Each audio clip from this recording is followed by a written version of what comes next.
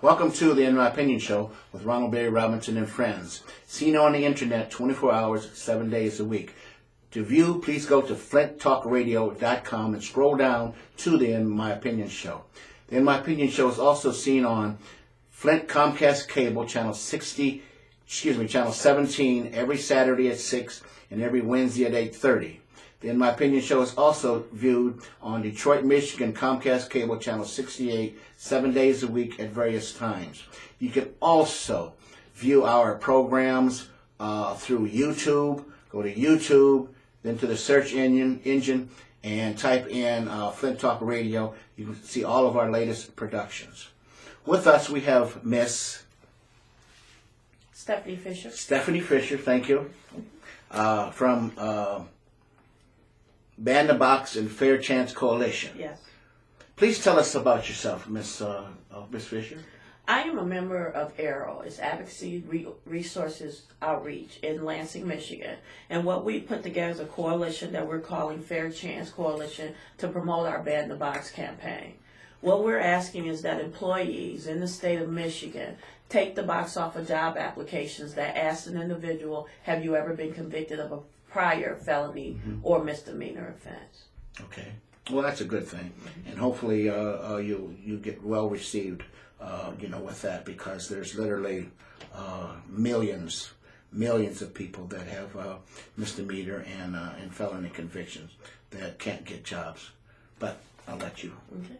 And what we're asking is for some sponsors. We're asking for the community to help us. We're asking for judges, state representatives, people in our community who are able to help get this into actually a law, to get this passed, that box is removed off of job applications. Currently, not only is that box on job applications, but it's on some applications for people to attend school, higher education. I'm not sure if you're aware, but people in the state of Michigan who have a drug felony are not allowed to receive financial aid, federal financial aid, because of that. Just until last year, the state was considering not allowing people with felonies to receive food assistance benefits anymore in the state of Michigan. And we fought hard to keep that because we know even though people have felonies, they have children to feed. Sure, absolutely. So this comes along next is, people who are receiving food assistance, that shows that they need jobs or they need higher paying jobs. And a lot of times when you go in to fill out the job application and people see that box, they don't check it. Or if they do check it, the application is thrown away. It never even reaches the people that may do the interview. So we're not asking that employers not check backgrounds. We're asking that they just give people with prior convictions a chance to get their application in, to talk, to interview, and to show the experience that they have for the position. Okay. What states are on board now with, with this Ban the Box? Well, currently California has it. They've also had some new cities that went on. Compton actually was one of the cities just recently, earlier this year in April, that took that off of their job applications. And Massachusetts and Hawaii also have the Ban the Box laws covering private employers. Okay. And here in Michigan, Saginaw and Kalamazoo have those.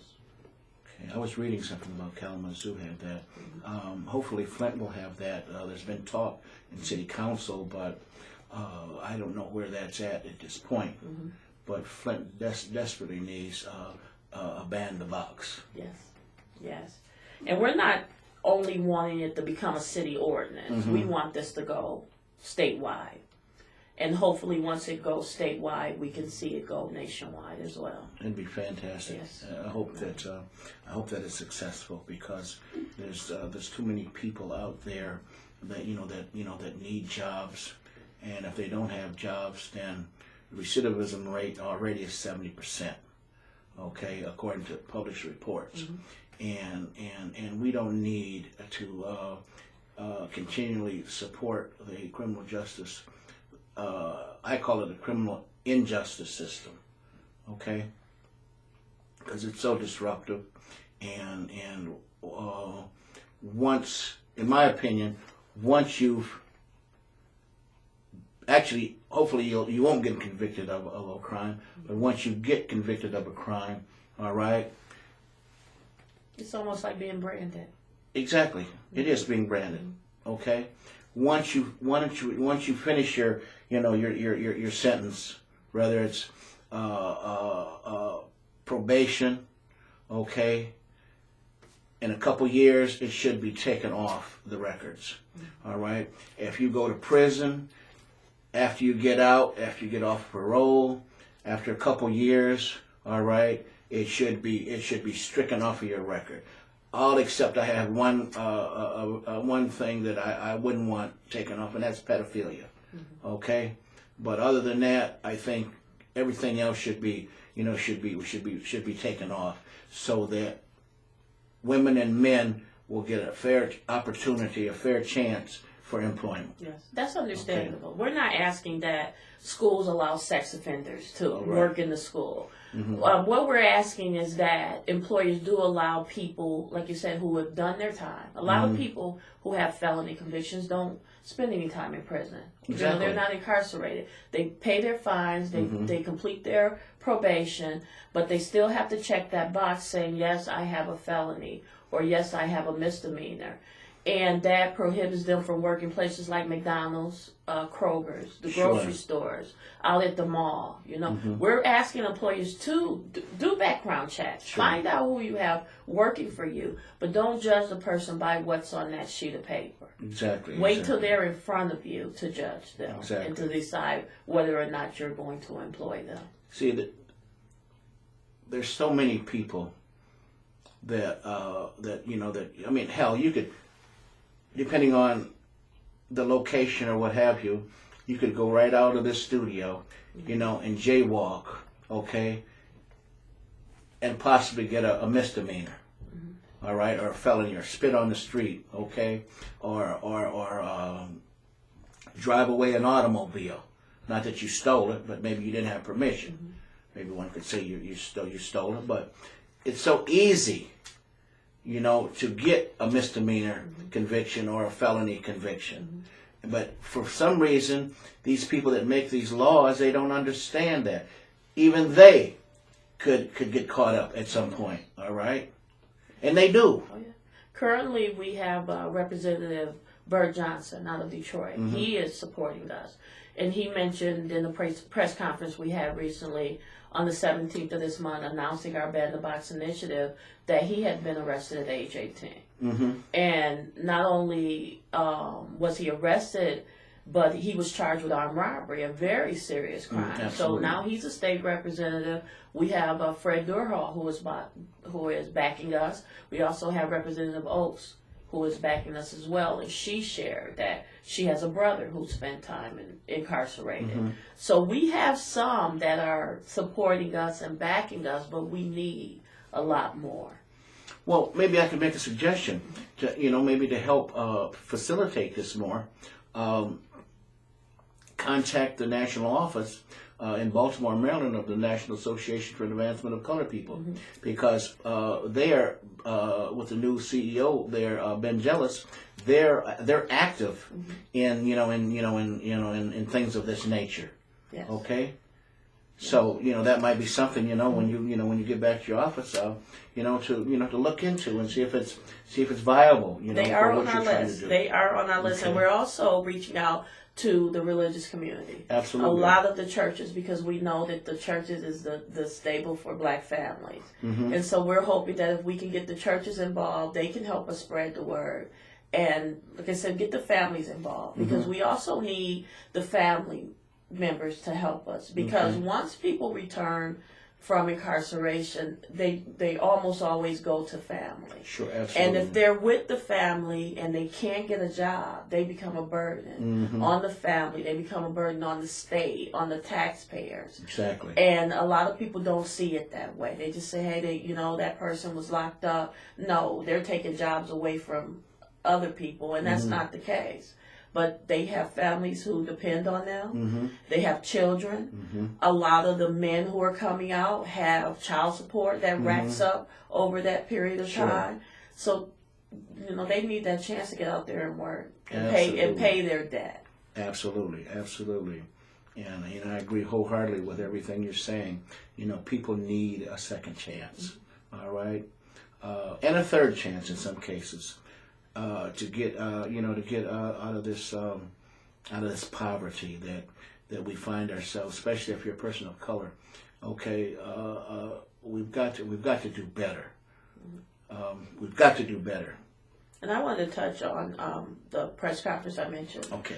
On Tuesday, on the 17th, we did announce our initiative, and we had a speaker come to Lansing, to Cooley Law School, Dr. Michelle Alexander. She's written a book called The New Jim Crow.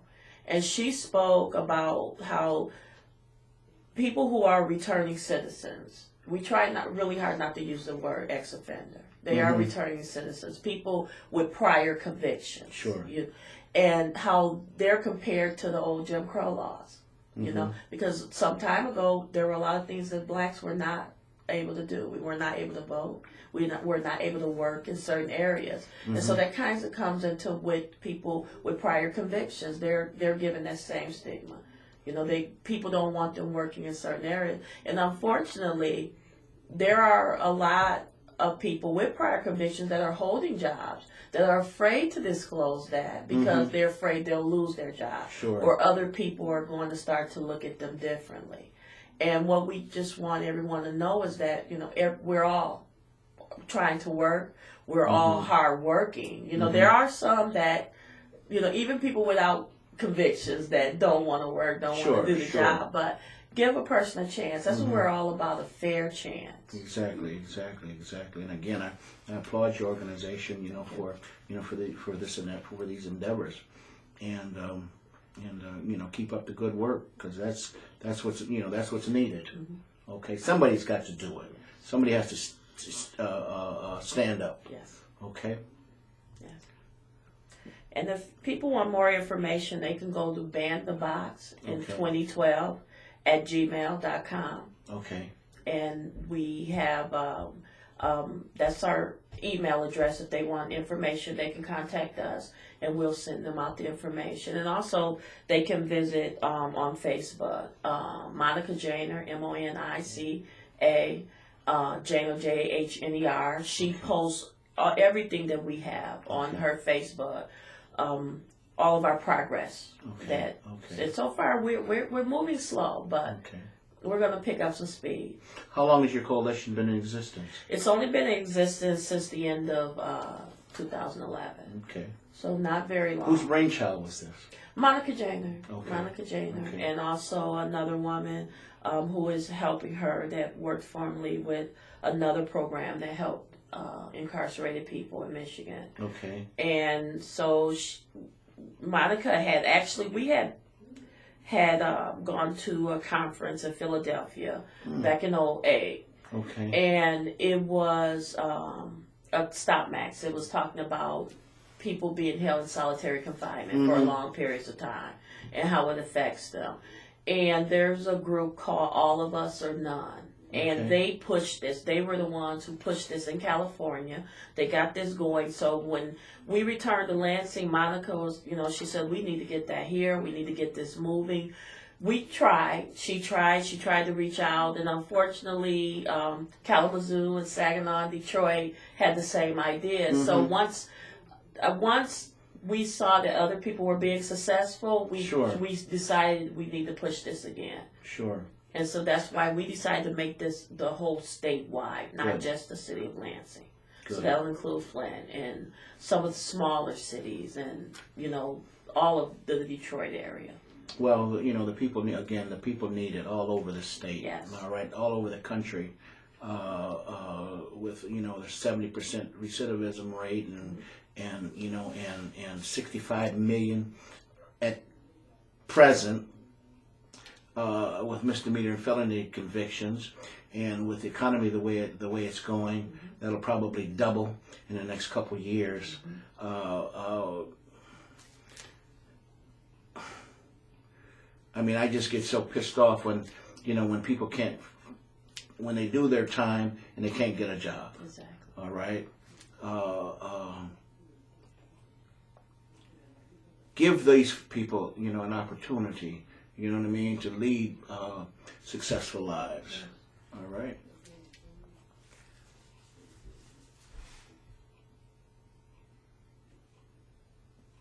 Let's talk about, if we could,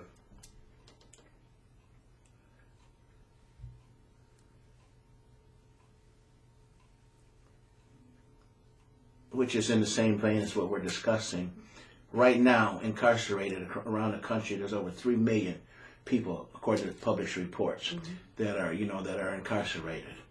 We're the world's largest jailer, with being the richest nation in the world.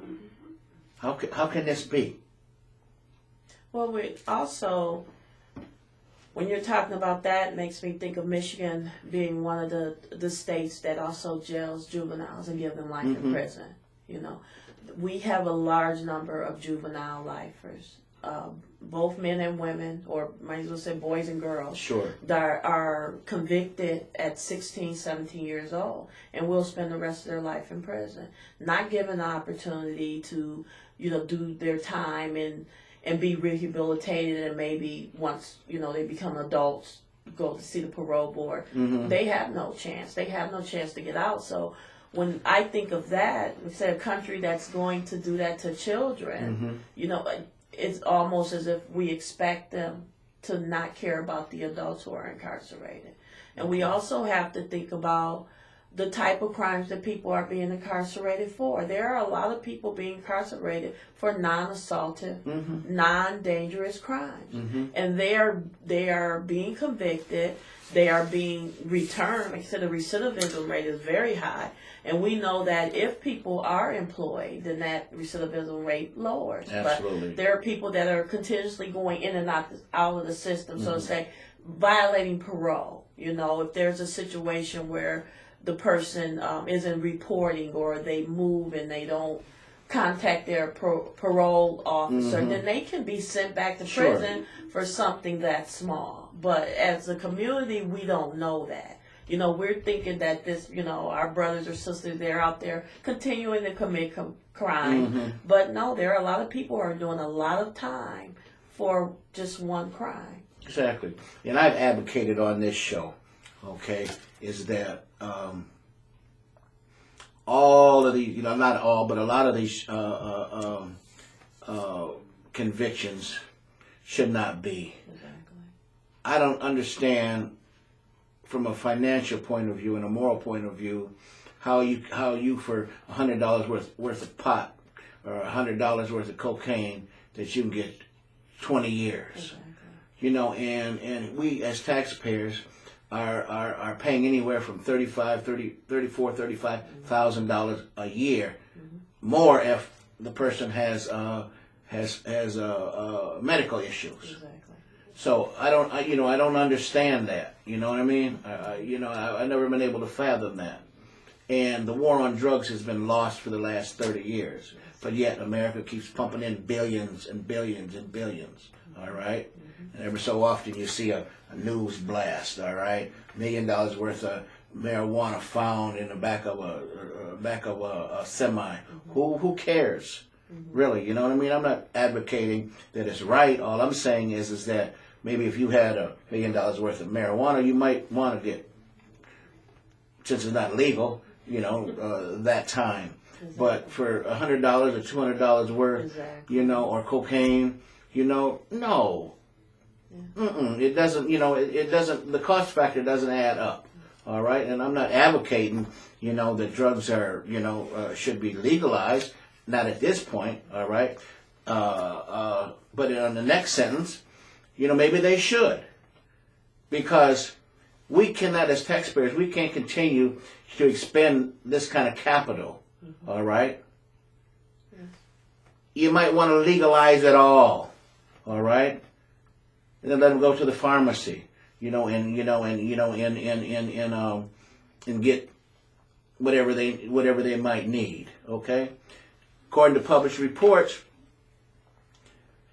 cigarettes kill more people than all prescription drugs, heroin, cocaine, marijuana, Oxycontin, and all the rest of those drugs are concerned. But yet, the government does nothing about alcohol. Cigarettes. And they're easy to get in the poor communities. Exactly. Very easy. You have stores that will sell them to children. Mm-hmm. You have the stores that will sell them 1 or 2 out of the pack to people. All the time. And, like you said, they're killing our community. But I also like to touch on, too, the fact that a lot of people are not aware that people with prior convictions can vote in the state of Michigan. Mm-hmm. You can vote. You can actually serve on a jury. Sure. And so people need to get out there. And this is a very important year for us. Very important. And I'm urging people, get registered, vote, talk to your children, talk to your family members. Let them know that this is very important because it affects us all. And it's starting to trickle down just a little bit. We're seeing it. But I'm afraid if we don't step forward, it's going to pour. Oh, and we're going to see it getting a lot worse. And I also like to say, too, with our mothers out here, especially our single mothers, talk to your children, especially our sons. I believe in prevention. Talk to them about how they conduct themselves out in public. Don't give the police a reason to pull you over. Sure. Don't give other people a reason to want to call the police on you. Conduct themselves as young men and women. I'm not going to exclude the young ladies out there because we're seeing a rise in the incarceration of young women as well. But talk to your children about the repercussions of what can happen. Exactly. And not only are people committing felonies and going to prison, but there are people who are going to prison because of association, because they were with that person, even if they had no idea what was going on.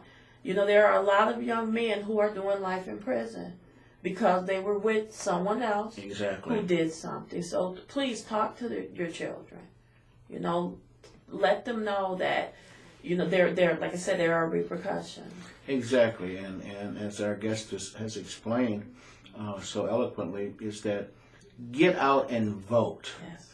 Get out and vote, because if you don't vote, then it's another vote for the opposite party. All right, we've got a great opportunity to re-elect our present president. Okay, because if the other party, if all they have to offer is Gingrich and Romney, all right, I don't know if you're Republican or Democrat, but this is the In My Opinion show, and everybody's got an opinion. Okay? Exactly.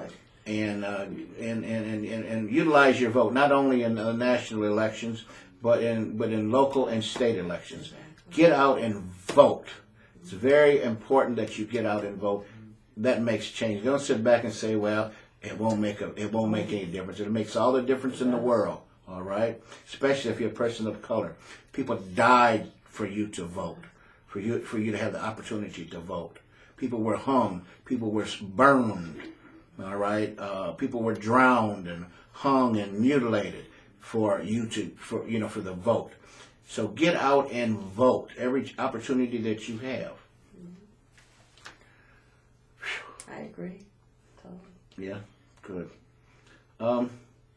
With the time we have left, can you give us those phone numbers again, and etc. and emails if you have them, for your offices in Lansing? Okay, Arrow, we're Advocacy Resources Reentry Outreach, and we're located in Lansing, Michigan. The phone number is 517-999-2894. Also like to mention, if you are in the Lansing, Ingham County area, we do help people who are returning from incarceration get IDs, medical coverage, sign up for food benefits and assistance if they need it. So if someone is in Ingham County, they can contact us. Okay. Also, we have a website, is www.nwlansing.org. And again, Monica Janer is the coordinator of the Fair Chance Coalition. She can be reached at that same number, or they can visit her at Monica Janer on Facebook. Okay, fantastic. I hate to exhaust you, but could you give our millions of viewers worldwide that information one more time? Okay. Arrow Advocacy Resource Reentry Outreach. We're at www.northwestlansing.org. That's nwlansing.org. The phone number is 517-999-2894. And if you want to email us for the Fair Chance Coalition, go to banthebox2012@gmail.com. Good. Well, we want to thank you, Stephanie Fisher, Thank you for coming on the In My Opinion show. And we wish the Fair Chance Coalition and Ban the Box all the success in the world, because we know the country needs this. And keep up the good work. Thank you. This is Ronald Barry Robinson saying for the In My Opinion show. But first, let me thank our wonderful engineers and et cetera, and our guests for appearing on the In My Opinion show. So until next time, stay focused.